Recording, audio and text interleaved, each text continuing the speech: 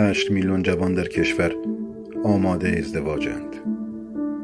امروزه مشکلات و دلایل متعدد زیادی باعث مجرد ماندن برخی از جوانان شده که هرگز ازدواج و تشکیل زندگی مشترک جزو برنامه‌هایشان نیست. با نگاهی به تغییرات سبک زندگی جوانان و خانواده در ایران میتوان به این موضوع پی برد که در کنار بالا رفتن سن ازدواج، تعداد زیادی از دختران و پسران به فکر تجرد قطعی در زندگیشان هستند و تنهایی را به زندگی مشترک ترجیح میدهند. مشکلات ازدواج جوانان ابعاد گوناگونی دارد. حل این مشکلات در گروه بهره‌مندی از دانش روانشناسی و تجربیات بالینی فراوان است.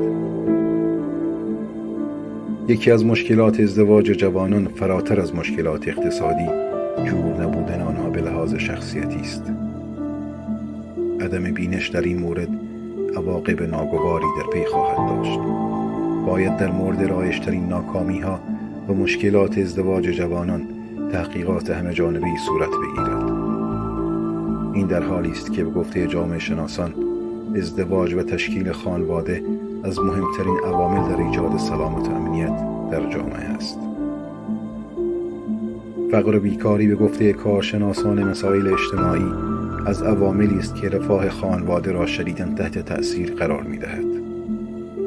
آنان بیکاری، نداشتن ثبات شغلی، نداشتن توان مالی و عدم توانایی تهیه مسکن را برای پسران از مشکلات سد راه ازدواج آنان نام میبرند.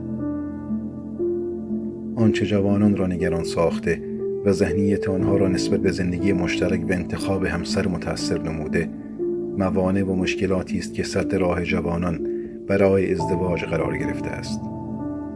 مشکلی که تا به امروز با سر کار بودن چنین رژیمی به آن پرداخته نشده است.